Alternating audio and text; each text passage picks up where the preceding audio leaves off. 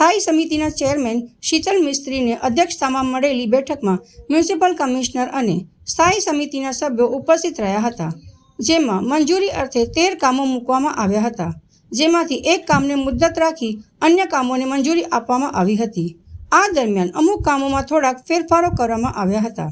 ત્યારે ચેરમેન શીતલ મિસ્ત્રીએ લેવાયેલા નિર્ણયો અંગે જણાવ્યું હતું કે શુક્રવારે મળેલી સ્થાયી સમિતિની બેઠકમાં કુલ 13 પ્રપોઝલ મૂકવામાં આવી હતી, તેમાંથી એક મુલતવી રાખી 12 મંજૂર કરવામાં આવી હતી.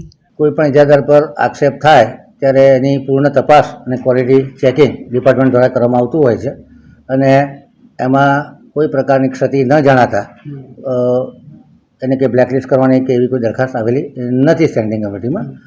છતાં એની ક્વોલિટી ખરાબ હશે તો વધુ મોનિટરિંગ કરીને સારી ક્વોલિટીનું કામ કરે એ માટે ફરજ પાડવામાં આવશે. કીધું ખરું, ઓલરેડી મેં બાઇટમાં કહી દીધું છે કે જે જૂના એસઓર પ્રમાણે ટેન્ડર થયું હતું અને જે નવા એસઓર છે એમાં 38% ભાવ વધારો થયો છે. એટલે કહી શકાય કે આ ટેન્ડર એસઓરના ભાવ જ મંજૂર કરવામાં આવે. દરેક એરિયા અલગ અલગ હોય, પાઇપલાઇનની ક્વોન્ટિટીમાં ફરક પડે. વોર્ડ નંબર 4માં 21 કિલોમીટર લાઈન નાખવાની છે, વોર્ડ નંબર 13માં 17 કિલોમીટર લાઈન નાખવાની છે, વોર્ડ નંબર 13માં સ્લમ એરિયા વધુ છે અને નાની નાની ગલીઓમાં કામ કરવાનું છે. એટલે જેસીબીથી કામ કરવાનું એના બદલે મેન્યુઅલ એક્સકેવેશન કરવાની વધુ જરૂર પડશે.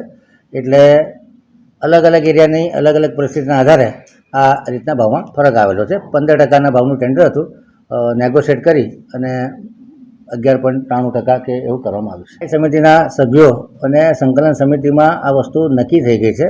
એટલે આજે કે ઉતાવળની રીતે આઇટમ નથી આવી, પણ આવતા અઠવાડિયે આઇટમ આવી જશે અને સૈદ્ધાંતિક મંજૂરી તમામની વર્બલી લઈ લેવામાં આવશે. બાંધકામ પરવાનગી શાખા દ્વારા પાણીગેટ બાવામોનપુરા વીમા દવાખાના પાસે ખાનગી મિલકત કોલેપ્સ થવાથી હ્યુમન રાઇટ કમિશનના આદેશ મુજબ જે 3 મજૂરો મરી ગયા હતા એમના માટે વાંધા સહિત 9 લાખ રૂપિયા હ્યુમન રાઇટ કમિશનની કોર્ટમાં જમા કરવા માટેના દરખાસ્તને મંજૂર